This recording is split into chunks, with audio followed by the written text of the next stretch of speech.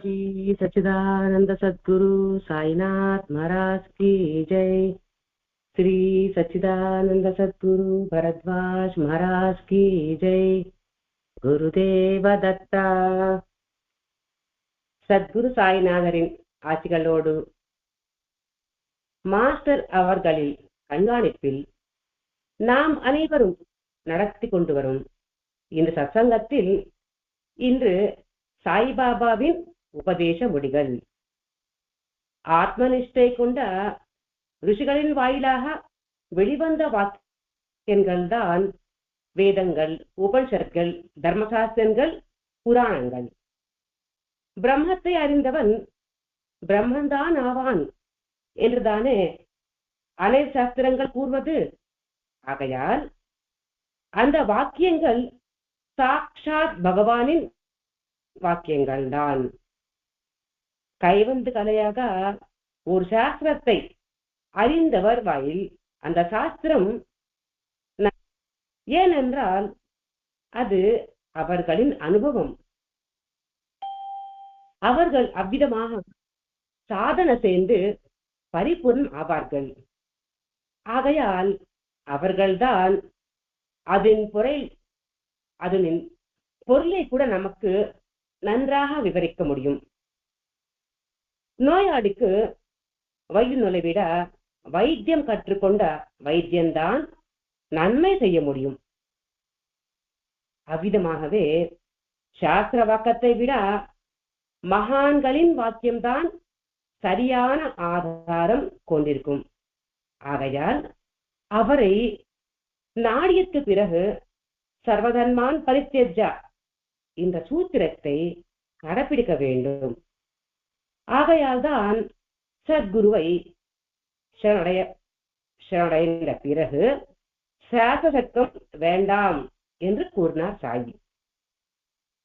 அது மட்டுமில்லை, பிரம்மஸ்வரூபியான மகான்களின் அனுபவத்திலிருந்து வெளிவந்த வாக்கில்கள் தான் வேதங்கள் போல் மந்திரங்கள். அவற்றை கேட்டு சிரவணம் செய்து நன்றாக யோசித்து வாழ வேண்டும். இதுதான் உபனிஷத்கள், பகவத்கீதை கூறுவது.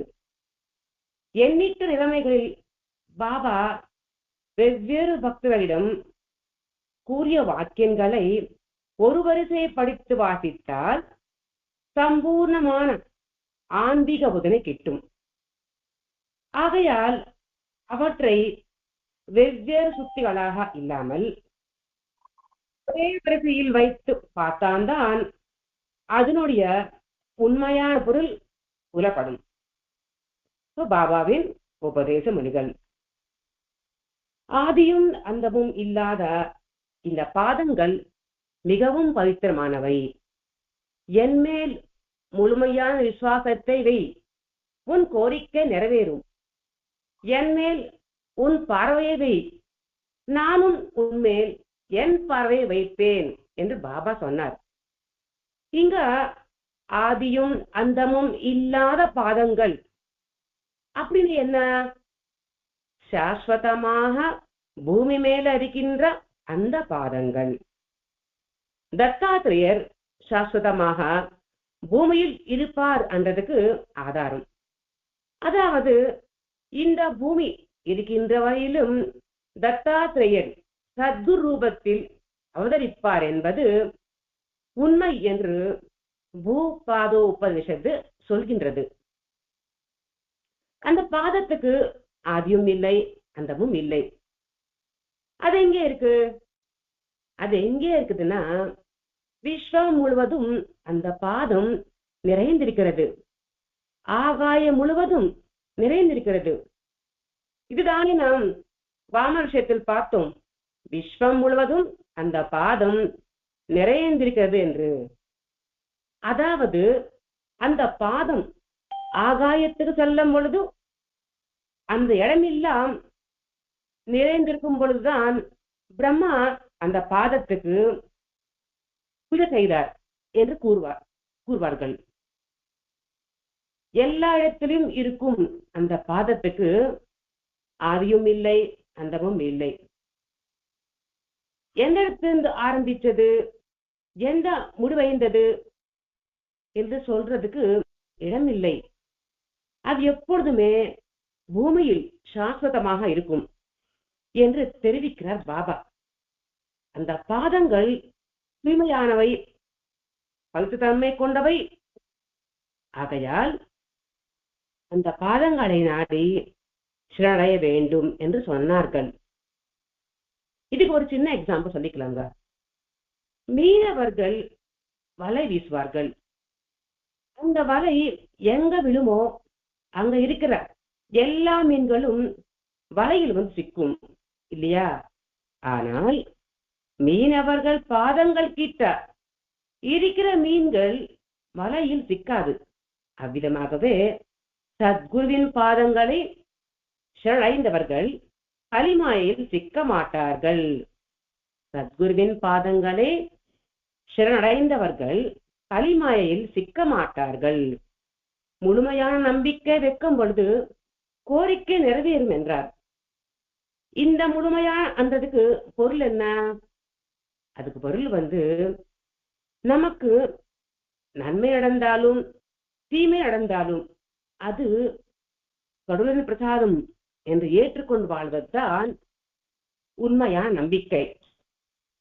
நாம் அனைவரும் ஒரு சின்ன கஷ்டம் வந்தாலே, பாபா ஏன் எனக்கு இந்த கஷ்டம் கொடுத்தாய், எனக்கு மட்டும் ஏன் இவ்வளவு சொதரை தந்தாய் என்று கேட்போம் இல்லையா? ஏதாவது நன்மை நடந்தால் இது என்னுடைய உழைப்பு, மை ஹார்ட் ஒர்க், அதுக்குதான் இவ்வளவு வந்தது அப்படியே சொல்லிப்போம் இல்லையா? அது இல்லாமல் எது நடந்தாலும் அது அவருடைய அனுகிரகத்தினால் நடந்தது என்று திட விசுவாசமாம் கொண்டிருந்தால் நம்மளுடைய கோரிக்கைகள் தர்மமானவை, ஆனால் கண்டிப்பாக நிறைவேறும். அடுத்தது, என் மேல் உன் பார்வை வை, உன்மேல் என் பார்வை வைப்பேன் என்று பாபா சொன்னார். இங்க அவர் மேல் பார்வை வைக்கிறதுன்னா என்ன? ஒரு பாபா போட்டோ கொண்டு வந்துட்டு என் நேரம் பாபாவை பார்த்து கொண்டிருப்பதா? இல்லை. அவர் மேல் நம்ம பார்வை வைப்பது அப்படின்னா நாம் காணும் காட்சிகள் அனைத்தும் விதமாக காண வேண்டும் என்று ஒரே பிரார்த்தனையில் நாம் செய்கின்ற அந்த பிரார்த்தனாவை இம்ப்ளிமெண்ட் பண்றது. யாரை பார்த்தாலும் அவரில் பாபா இருக்கிறார் என்று எண்ணுவது. நாம் அனைவரும் ஜந்துக்களில் பார்க்கிறோம், இந்த புனை ரூபத்தில் பாபா வந்தார், அந்த நாய் ரூபத்தில் பாபா வந்தார் என்று சொல்லிடுவோம். ஆனால் அநேக மனித ரூபங்களில் பாபா வந்தாலும் நாம் காண்பதில்லை. அப்படி இல்லாமல் மரம், செடி, கொடி, மலை, கற்கள், பாறைகள் எது பார்த்தாலும், எந்த உயிரினத்தை பார்த்தாலும், எந்த ஜீவிகளை பார்த்தாலும் அவர்களில் பாபாவில் காண்பதுதான் அவர் மேல் பார்வை வைப்பது, அவர் சொன்ன தர்மத்தில் மேல் பார்வை வைப்பது. எதுக்குன்னா அவரை நாம் பார்த்தாதாலே அவர் நம்மை பார்க்கின்றார்ன்றது நமக்கு தெரியும். சோ கடவுள் பார்க்கும் பொழுது நாம் தவறு செய்வோமா? இல்லை தானே? அவ்விதமாக எல்லா ரூபத்திலையும் பாபா என்னை பார்த்து கொண்டே இருக்கிறார், நானும் எல்லா ரூபத்திலையும் அவரை தான் பார்க்கிறேன் என்று சொல்லும் பொழுது மனிதனுக்கு செல்ஃபிஷ்னஸ் என்றது இல்லாம போயிடும். நான் பெற்ற இன்பம் பெருக இந்த வையகம் என்ற பாவனை வளரும். நீ நான் என்ற பேதம் இல்லை என்று தெரியும். இதுதான் அவரை பார்ப்பது, இதுதான் அவரை பார்ப்பது. எந்த வேலையை செஞ்சாலும் இது பாபா எப்படி செய்ய சொன்னார், இந்த வேலையை எப்படி செய்யணும் என்று யோசித்து இது நான் எப்படி செஞ்சா அவருக்கு பிடிக்குமோ அப்படியே நான் செய்யணும் இல்லையா? சரி, ஆபீஸில் நாம் வேலை பார்க்கிறோம், ப்ரமோஷன் வரணும். சரி, ப்ரமோஷனுக்கு வரணும்னா நம்ம என்ன பண்ணுவோம்? பாஸ் சொன்ன எல்லா வேலைகள் செஞ்சு முடிச்சுட்டு அதில் எந்த விதமான குறையும் இல்லாமல் பார்த்துக்கிட்டு அடுத்த நாள் செய்ய வேண்டிய வேலையும் இன்னைக்கே பிளான் போட்டு வச்சிடுவோம் இல்லையா? எதுக்காக? நல்ல பெயர் வாங்கி ப்ரமோஷன் வாங்குறதுக்காக. அதே மாதிரி படிப்பு. நல்லா படிக்கணும்னா எப்படி படிப்போம்? பகலா முடிச்சுட்டு எல்லா ஃபார்முலா நல்லபடியா தெரிஞ்சுக்கிட்டு படிப்போம். அப்பதானே முன்னேற்றம். அவ்விதமாகவே முக்தி என்பது என்ன? அது சாதாரணமாக கிடைக்கின்ற விஷயமா? இல்லை. அதுக்கு முதலாக நம்மளுடைய அகங்காரத்தை விட வேண்டும். நம்மளுடைய அகங்காரத்தை முதலாக விட வேண்டும். செல்ஃபிஷ்னஸ் விட வேண்டும். இதெல்லாமே விட்டுட்டு அவரை சரணடைய வேண்டும். அவ்விதமாக செய்யும் பொழுது நாம் பாபாவை பார்த்து கொண்டே இருக்கும்படி கணக்கு. அப்போ அவர் என்ன பண்ணுவார்? நம்மை பார்ப்பார். சரி, நாம் அவரை பார்த்தாலும் அவர் நம்மை பார்த்தாலும் ஒன்றுதானே. ஒருத்தருக்கு ஒருத்தர் பார்த்தே இருக்கிறோம். அப்படின் பொழுது அவர் நம்மை பார்க்கிறார் என்றது தெரிஞ்சிச்சா நம்ம பேச்சு, நடை, நடத்தை, பாவனை எப்படி இருக்கும்? எல்லாமே சீர்திருத்தப்படும். எல்லாமே சீர்திருத்தப்படும். ஆகையால் தான் பாபா சொன்னார். முதலில் என்ன சொன்னார்னா, உன் பார்வை ஏன் மேல் வை என்று சொன்னார். ஒருத்தர் நம்மளை பார்த்துட்டே இருக்கார் என்றது நாம் அவரை பார்த்ததான் தெரியும். கடவுள் எப்பொழுதுமே நம்மை பார்த்து கொண்டே இருப்பார். அவர் மிகவும் கருணை மிகுந்த கண்களாக நம்மை எந்நேரம் பார்த்துட்டே இருப்பார். அப்படி பார்க்கும் பொழுது நமக்கு ஒரு தைரியம் வரும். அது எப்படின்னா, எனக்கு அவர் இருக்கார், எனக்கு அவர் இருக்கார். எந்த விதமான ஒரு சூழலில், எந்த விதமான ஒரு சூழ்நிலை வந்தாலும் என்னால மேனேஜ் பண்ண முடியும், நான் சம்பாளிப்பேன் என்று ஒரு நம்பிக்கை வரும். யாரிடமும் தவளிக்க மாட்டேன், யாரையும் ஒரு சின்ன விஷயத்துக்கும் கஷ்டப்படுத்த மாட்டேன். கஷ்டப்படுத்தினா அவர்கள் மண்டலில் பாபா தான் இருக்கிறார் என்ற எண்ணம் நமக்கு வரும். அப்படி நம்மை நாம் சீர்திருத்திக் கொள்ளும் பொழுது கடைசியில் உங்களுடைய இலக்கை அடைய செய்வேன் என்று பாபா சொன்னார். என்னை நம்பி அவர்களை அழிய விட மாட்டேன் என்று பாபா சொன்னார். அவரை நம்புவதென்றால் கடவுளை நம்புறது.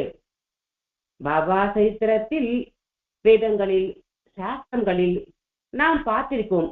அது என்னன்னா, கடவுளை நம்பினால் அசத்தியத்துக்கு இடமில்லை. அதாவது சத்தியம்தான், உண்மைதான் பேச வேண்டும், சத்தியத்தை, தர்மத்தை கடைபிடிக்க வேண்டும். அப்படி இருந்தால்தான் கடவுளை நம்பிய மாதிரி. தர்மம் தலை காக்கும் என்று சொன்னார். அதுதான் இங்க பாபா சொல்றாரு. இந்த சத்பிராமணர் லட்சக்கணக்கான மக்களை நல்வழியில் இலக்கை அடைய செய்வேன் என்று. இங்க பார்த்தோம்னா பாபா தோற்றம் முஸ்லிமாக இருக்கு. ஆனால் அவர் சத்பிராமணர் என்று சொன்னார். என்ன இது? அப்படி யோசித்தால் பிறப்பால யாருக்குமே பிராமண பட்டம் கிடைக்காது என்று வேதம் சொல்றது. பிறப்பால யாருக்குமே பிராமண பட்டம் கிடைக்காது என்று வேதமே சொன்னது. பிறப்பால யாரும் பிராமணன் ஆக முடியாது. தன்னுடைய நடத்தையால் மட்டும்தான் பிராமணன் ஆவார். பிராமணத்துவம் என்பது என்னவென்று உபனிஷத்களில் இருக்கின்ற பொருளை பார்ப்போம். நித்தியம் பிரம்ம ஐக்கியம். பிரம்ம வித்யை தான் உபனிஷத். பிரம்மம் ஒன்றுதான். அதுதான் அன்னமாச்சாரியர் கீர்த்தனையில் இருக்கு. பிரம்மம் ஒக்கதே பரபிரம்மம் ஒக்கதே, பிரம்மம் வேர் பரபிரம்மம் வேர் என்று இல்லை, ரெண்டும் ஒன்றுதா என்று அவர் பாடிருக்கிறார். அவ்விதமாக அந்த பிரம்மமும் பரபிரம்மமும் ஒன்றுதான், இரண்டாக இல்லை என்ற விஷயத்தை ஞானத்தின் மூலமாக தெரிந்து கொண்டு அந்த பிரம்ம சைத்தன்யத்தில் ஐக்கியமாயி வாழ்பவன்தான் பிராமணர் என்று ஹுப்ளியில் வசிக்கும் குரு சித்தாரூட சுவாமி சொல்லியிருக்கிறார். அவ்விதமாக பாபா சத்பிராமணர். அவர் தன்னுடைய சக்தியின் மூலமாக அவரின் லீலைகளின் வழியாக மக்களிடத்தில் கடவுளாக போற்றப்பட்டு அவர் மேல் கொன்ற பற்றினால் மக்கள் அனைவரையும் நல்வழிப்படுத்தி எல்லாரையும் ஒரு திவ்யமான வழியில், தூய்மையான வழியில் இலக்கை அடைய செய்வார். குறுக்கு வழிகள் வேண்டாம். எதுக்காக சொல்றோம்? நீங்க இப்போ வந்தா இப்பவே சக்தி பாதம் செய்வோம், உங்களுக்கு இப்பவே முக்தி கிடைக்கும் அப்படின்னு சொல்லி இப்போ ஆன்மீகத்தை குவிவிக்கிற மக்கள் நடுவில் பாபா தூய்மையான வழி என்று சொன்னார். அப்படின்னா பகவத்கீதையில் கிருஷ்ணர் சொன்னார், உத்தரே ஆத்ம ஆத்மானம். அதுக்கு அர்த்தம் என்ன? தம்மை தாமே மேன்மை அடைய செய்து கொள்ள வேண்டும். தம்மை தாமே மேன்மை அடைய செய்து கொள்ள வேண்டும். அப்படின்னா என்ன? ஒவ்வொரு மனிதனும் தன்னுடைய முயற்சியால், நடத்தையால், தன்னுடைய தர்மம் கடைபிடித்து வாழ்வதால், தன் தர்மத்தை தூய்மையான முறையில் செய்வதால் ஒருவர் முக்தி அடைவாரே தவிர மற்றவர்கள் தருவதல்ல என்றுதான் இது. பாபா மேல் கொண்ட அன்பினால் அவர் சொன்ன மாதிரி வாழ்ந்தால் அந்த தூய்மையான வழியில் நம்மை இலக்கை அடைய செய்யும். அடுத்து என்னையே தியானித்து என் லீலைகள் கானம் செய்பவர் நானாக மாறிவிடுவார்கள். அவர் கர்மா அழியும். நான் எப்பொழுதும் அவ கூடயே இருப்பேன். என் சமாதி என்னை நாடுபவர்களிடம் பேசும், அவர்களுடனே இருக்கும். என் சமாதி இருந்து கூட என் கடமை கடைபிடிப்பேன். என் நாமம் பதில் கொடுக்கும், என் மண் உனக்கு பதில் தரும். இப்படி செய்தால் நீ 1000 மைல் தூரத்தில் இருந்தாலும் கடைசி நொடியில் என்னிடம் சேர்த்துப்பேன் என்று பாபா சொன்னார். இங்க நாம் பார்க்க வேண்டியது பாருங்க, அவரையே தியானித்து அவர் லீலைகள் கானம் செய்பவர்கள் அவராக மாறிவிடுவார்கள் என்று சொன்னார்கள். இது எப்படி சாத்தியம் என்றால், நாம் மயிலாப்பூர் கபாலீஸ்வர் கோயில் பார்த்தோம்னா அங்க 63 நாயன்மார்களும் பகவானுடைய சந்நிதியில் இடம் பெற்றார்கள். 63 நாயன்மார்களும் பகவானுடைய சந்நிதியில் இடம் பெற்றார்கள். எப்படி? அது அவர்களின் சரணாகதி, அவர்கள் எந்நேரம் செஞ்ச அந்த சேவை. அடியேனுக்கு அடியேனாக வாழ்வதுதான் உண்மையான வாழ்க்கை, தூய்மையான வாழ்க்கை என்று சொன்னார்கள். ஒவ்வொரு நாயன்மார்களில் சரித்திரம் வாசித்தால் நமக்கு புரியும் சரணாகதி என்பது. சரி, அவரை நினைப்பதுனா ஒரு மூலை அமர்ந்து எனக்கு எந்த வேலையும் வேண்டாம், வீடும் வேண்டாம், மக்கள் வேண்டாம் என்று சொல்லிட்டு கடவுளை நினைத்து நாம் ஜெபிப்பதா? இல்லை, எல்லோரிலும் கடவுளை பார்ப்பது, சேவையே செய்வது. இங்க சேவை என்ற விஷயத்தில் மக்களுக்கு நிறைய கன்ஃபியூஷன்ஸ் உண்டு. எது சேவை அப்படின்ட்டு. இதுக்கு நம்ம முன்னோர்கள் பழிமொழி சொல்லியிருக்காங்க என்று சொன்னாங்க. அது முன்னோர்கள் சொன்னாங்களா இல்ல ஒரு வழக்கத்தில் வந்ததா என்றது நமக்கு தெரியாது. மக்கள் சேவையை மகேசன் சேவை என்று. ஆனால் சிரஜீயர் சுவாமி அவர்கள் இதை மறுத்தார். அதாவது மக்கள் சேவையே மகேசன் சேவை என்பது எனக்கு பிடிக்காது என்று சொன்னார். ஏன் பிடிக்காது என்று சொன்னார்? அவர் கொடுத்த விளக்கம், மக்கள் என்றால் யாரு? பகவானால் படைக்கப்பட்டவர்கள், அவர்களுக்கு சேவை செய்வது. மனிதர்கள் மட்டும்தான் பகவானால் படைக்கப்பட்டார்களா? இந்த கேள்வி நாமளே கேட்டுப்போம். அப்படி என்றால் உலகத்தில் நாம் காணும் அனைத்தும் பகவான் படைப்பு தானே. அது செடி, மரம், கொடிகள், மலைகள், எண்ணற்ற ஜந்துக்கள், எல்லா ஜீவராசிகளும் எல்லாமே பகவான் படைப்புதான். அப்படி இருக்கையில் மக்கள் மட்டும் சேவை செய் என்று எப்படி சொல்ல முடியும்? மக்களுக்கு மட்டும் சேவை செய் என்று எப்படி சொல்ல முடியும்? இந்த கேள்வி சிரஜீயர் சுவாமி அவர்கள் எழுப்பினார். மரம் பார்த்தா தன்னுடைய ஜாதியை அழிப்பதில்லை. ஒரு மிருகம் தன்னுடைய ஜாதியை அழிப்பதில்லை.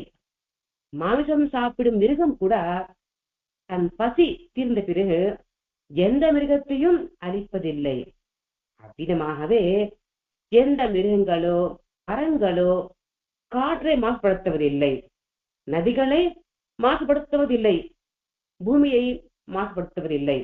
ஆனால் மனிதன்தான் இந்த செயல்களை செய்கின்றான். அப்படி இருக்கும் பொழுது மனிதனுக்கு செய்கின்ற சேவையை எப்படி மகேசனுக்கு செய்கிற சேவை ஆகும்? இதுதான் சொல்றார் சிரஜீயர் சுவாமி அவர்கள். சரி, இங்க பாபாவை தியானிப்பது என்றால் எல்லா இடத்திலையும் அவர் இருக்கார் என்ற எண்ணம் கொண்டு தர்மமான வாழ்க்கை வாழ்வது. அவர் லீலைகளை கானம் செய்வது என்றால் அவரின் குணங்கள் பற்றி 4 பேருக்கு சொல்லி நாம் பெற்ற அந்த ஆனந்தம், ஆசீர்வாதம் அனைவருக்கு கிடைக்கணும் என்று நினைப்பது. இவ்விதமாக செஞ்சால் கர்மா அழியும் என்று சொன்னார். இவ்விதமாக செஞ்சால் கர்மா அழியும் என்று சொன்னார். அது எப்படி கர்மா அழியும்? நான் ஒரு தவறு செஞ்சுட்டா அதுக்கான பாவம் எனக்கு இருக்கும். அது நான் அனுபவிச்சாதானே போகும். அது போயிடும் என்று எப்படி சொன்னார்? சரி, தவறுகளுக்கு வந்த கர்ம பலனை அனுபவிச்சுதான் ஆக வேண்டும். அது மட்டும் இல்லை, இங்க என்ன சொல்றாருன்னா, எப்போ நாம் கடவுள் மேல் அன்பு கொண்டு தர்மமான வழியில் நடக்க ஆரம்பிப்போமோ அன்றிலிருந்து நாம் தவறுகள் செய்வது குறைந்துவிடும். அப்படி தவறு செய்வது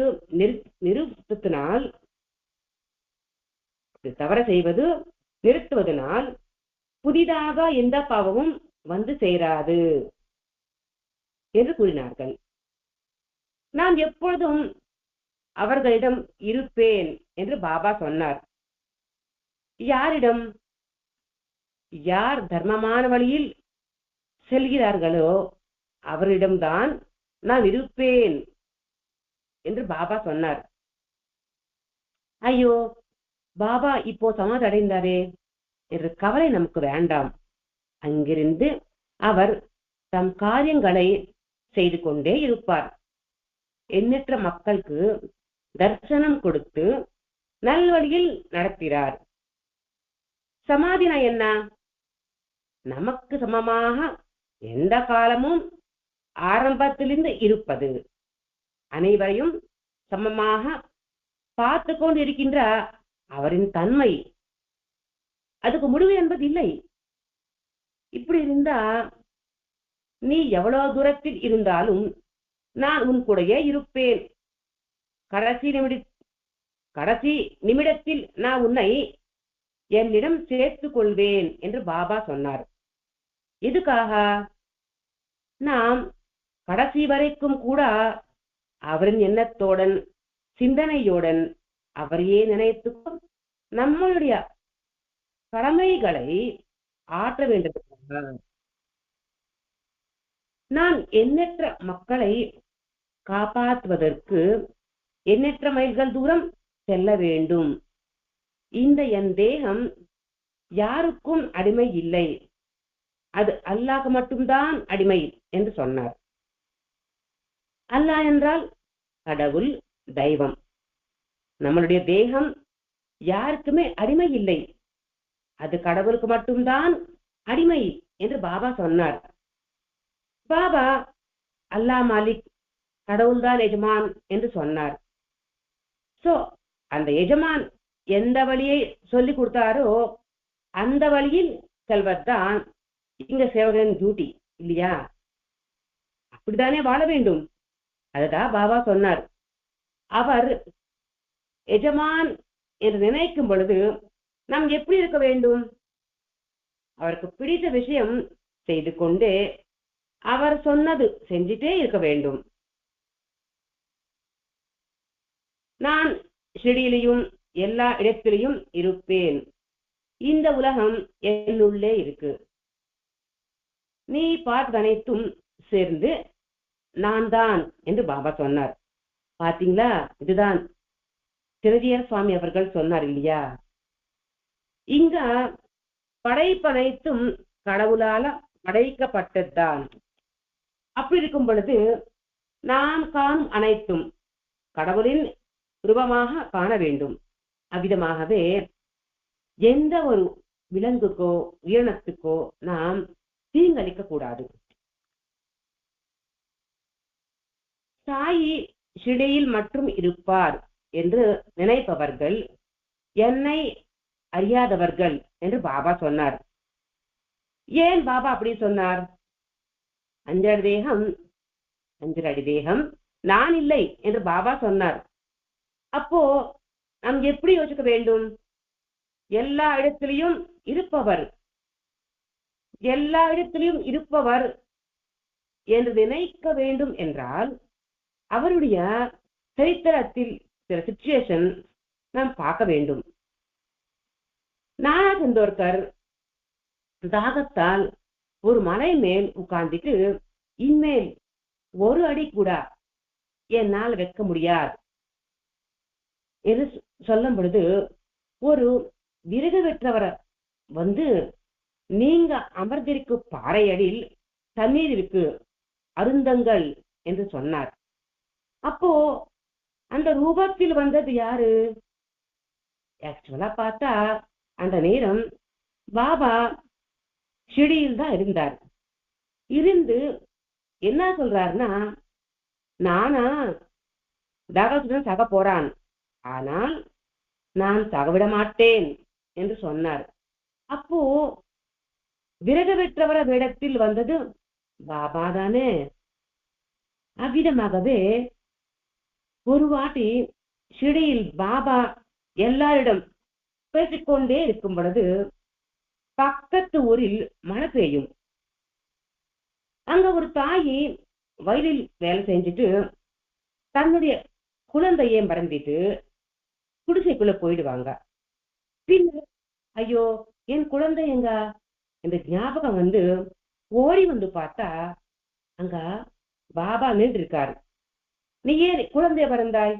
சத்தம் போட்டு அந்த தாயி குழந்தையை தூக்குறதுக்குள்ள மறைந்திடுவார். ஒரு வாட்டி மகாசாபதி அவர்கள் ஜஜூரியில் நடக்கிற திருவிழாக்கு கந்தோபா விக்கிரகத்தை கொண்டு போய் அந்த திருவிழாவில் கலந்து போறார். அங்க ஒரு தொற்று நோய் இருக்கும். அப்போ மகாசாபதி பயப்படுவார். ஐயோ இந்த திருவிழாவில் கலந்துக்கணும் என்ற ஆசையோட வந்தோமே, என்ன பண்றது அப்படின்ட்டு. அப்போ அந்த பல்லாக்குக்கு சாஞ்சிக்கிட்டு மகாசாபதி இருக்கும் பொழுது யாரோ நின்ற மாதிரி தெரியும். திரும்பி பார்த்தா அங்க பாபா இருந்தார். அப்போ மகாசாபதி நமஸ்காரம் பண்ணுவார். நமஸ்காரம் பண்ண உடனே பாபா மறைந்துடுவார். பிறகு மகாசாபதி ஷிரடிக்கு வந்தது பிறகு மகாசாபதி கிட்ட பாபா சொல்வார், அந்த உற்சவம் நல்லா நடந்தது இல்லையா, நீ கவலையா பல்லாக்குக்கு பாஞ்சுக்கிட்டு நின்றுட்டு இருக்கிறது, நான் அங்க வந்தேன், நீ என்ன பாத்தியா என்று கேட்டார். இதுக்காக பாபா அப்படி கேட்டார்? என்னால் எங்க வேண்டுமானாலும் வர முடியும் என்று பெருமை காட்டுவதுக்கா? இல்லை, மகாசாபதியுடைய விசுவாசத்தை திடமாக்குவதற்காக. அப்படியே நம்மளுடைய விசுவாசத்தையும் திடமாக்குவதற்காக. அப்படி இல்லைன்னா ஜெனரலா நம்ம எல்லோருக்கும் ஒரு விஷயம் உண்டு. ஏதாவது நினைப்போம் என்று வச்சுக்கோங்களேன், சடனா யாராவது வந்தா அவன் மாதிரி இருக்கும், அவங்கள பார்த்த மாதிரியே இருக்கும் என்று தோணும். இவங்களை பத்தி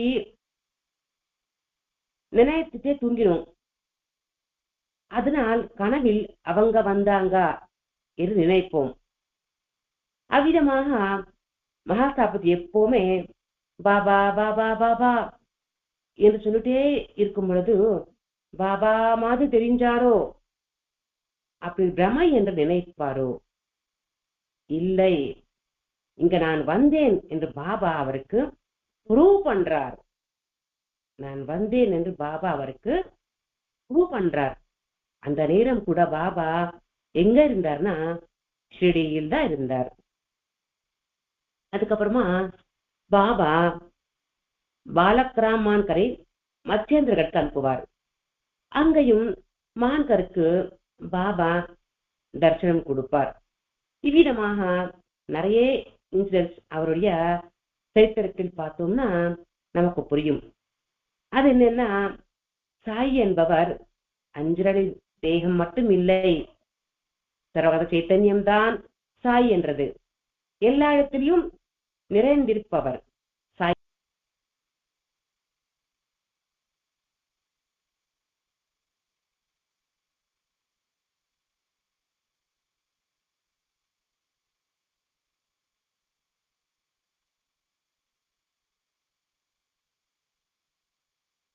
ஆகையால்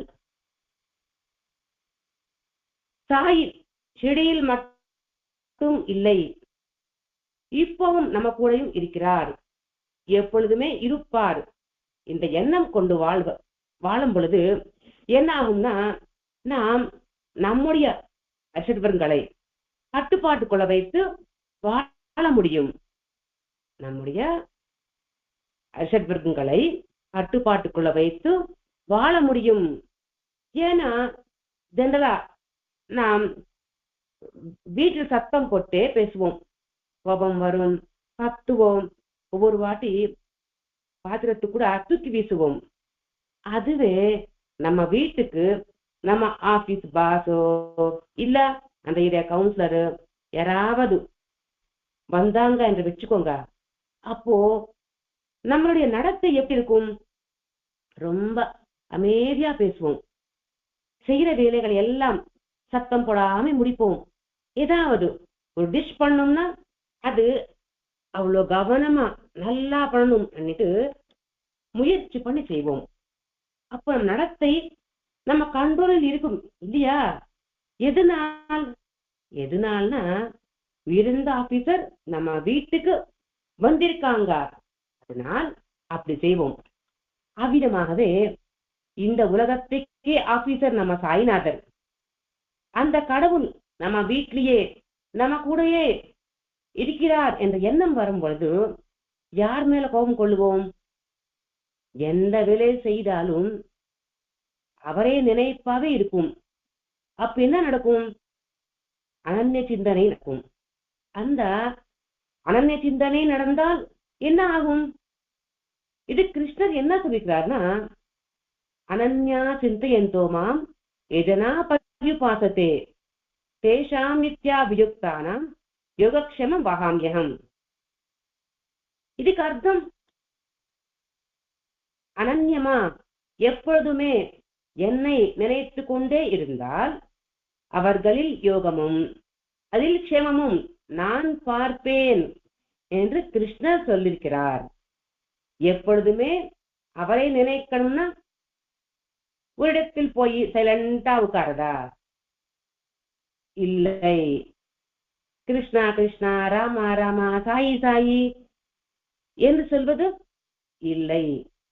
இதுக்கு அர்த்தம் எப்பொழுதும் நாம் எந்த வேலை செஞ்சாலும் கடவுள் என்னால இந்த வேலை செய்ய வைக்கிறார் என்ற எண்ணம் கொண்டு வரணும். எந்த வேலை செஞ்சாலும் கடவுள் என்னால இந்த வேலை செய்ய வைக்கிறார் என்ற எண்ணம் கொண்டு வரணும்.